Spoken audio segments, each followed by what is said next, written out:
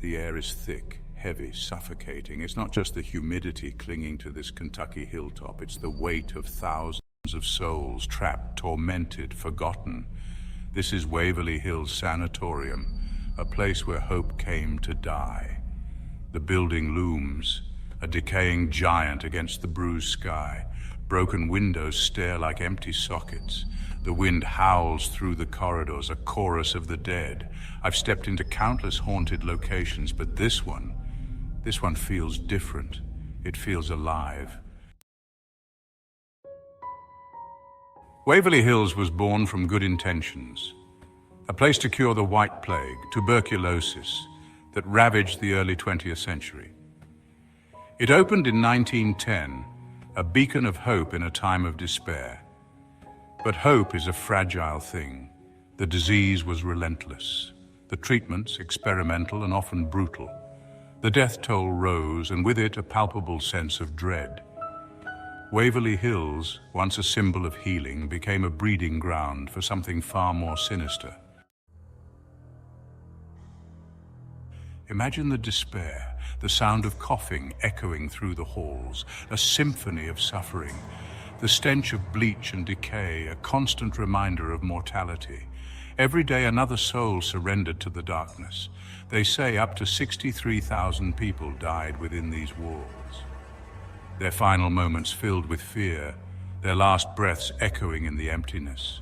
The energy of that suffering, that fear, it doesn't just vanish. It lingers, it festers, it waits. The stories are endless, whispers of shadowy figures gliding down the corridors, unexplained noises, footsteps, disembodied voices. The spirits of Waverly Hills are restless, their torment echoing through the decades. Some say it's the patients clinging to the memory of their suffering. Others, the nurses and doctors, forever haunted by the faces of those they couldn't save. Whatever the truth, one thing is certain.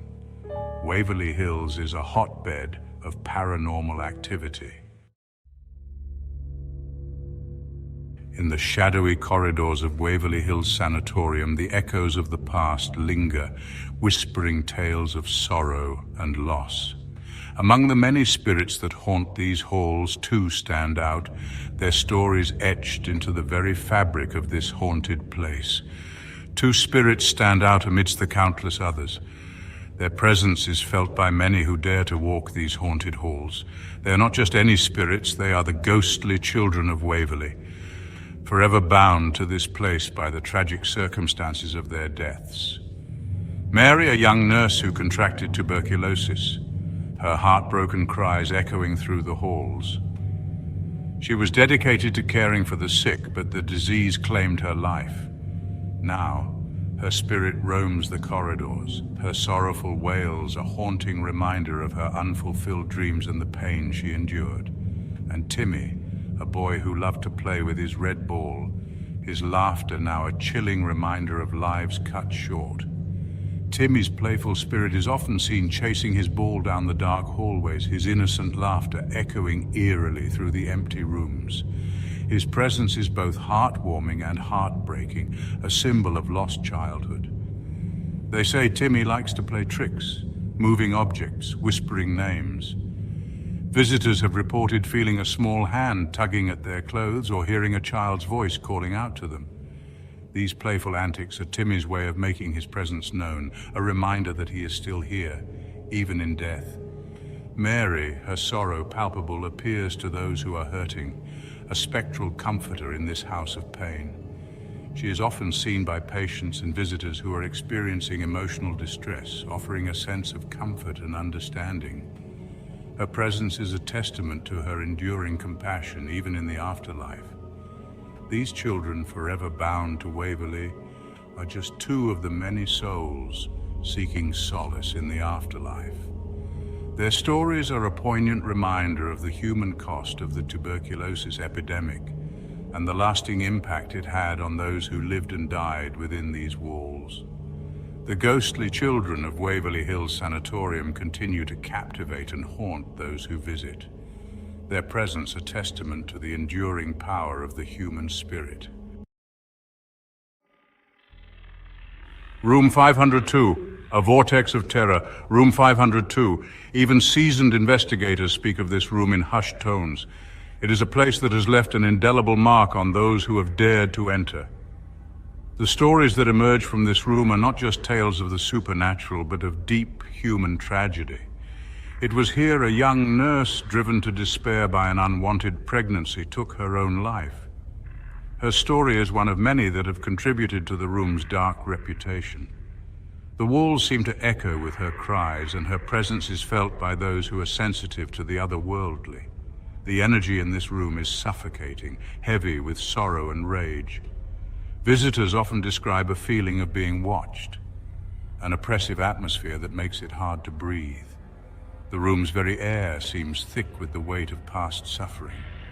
People have reported being touched, scratched, even pushed by unseen forces. These encounters are not just fleeting moments, but intense experiences that leave a lasting impression. Some have left the room with physical marks, evidence of their terrifying encounters. EMF spikes, temperature drops, disembodied voices. These are common occurrences in room 502. Paranormal investigators have recorded numerous instances of unexplained phenomena, from sudden cold spots to eerie whispers that seem to come from nowhere. Room 502 is a vortex of paranormal activity, a chilling testament to the darkness that can consume the human soul. It stands as a reminder of the thin veil between our world and the unknown, a place where the past and present collide in a haunting dance of shadows and light. Those who enter do so at their own risk, for the room holds secrets that may never be fully understood. The body chute, a one-way trip. This section delves into one of the most unsettling parts of Waverly Hills Sanatorium, a place shrouded in mystery and fear. Perhaps the most chilling aspect of Waverly Hills is the body chute. This tunnel, often referred to as the Death Tunnel, served a grim purpose during the height of the tuberculosis epidemic. A tunnel dark and damp, used to discreetly transport the bodies of the deceased. The tunnel stretches for hundreds of feet, descending into the earth, a silent witness to the countless lives lost. It was a grim necessity, a way to control the spread of fear and despair. By moving the bodies out of sight, the hospital staff hoped to maintain a semblance of hope among the living patients. But the energy of death clings to this tunnel. The walls seem to whisper the stories of those who passed through, their final moments etched into the very fabric of the place. It's a palpable sensation, a feeling of being watched, followed.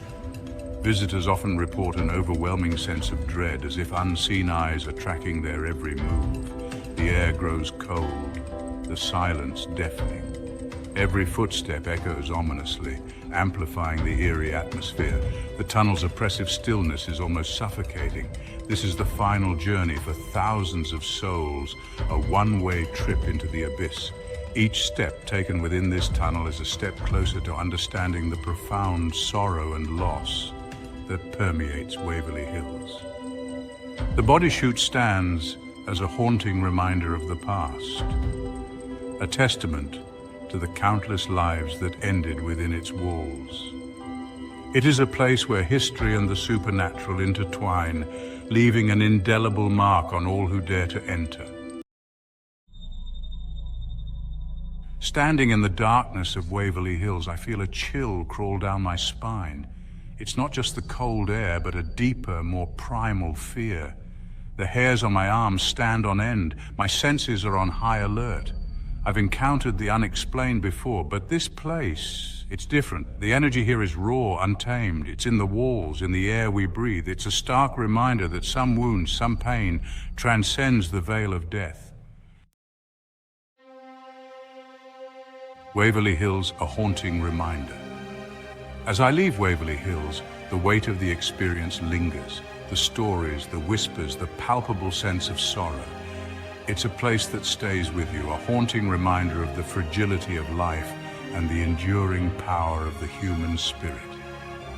Waverly Hills is more than just a haunted building. It's a monument to suffering, a testament to hope, and a chilling reminder that some stories, even in death, are never truly forgotten.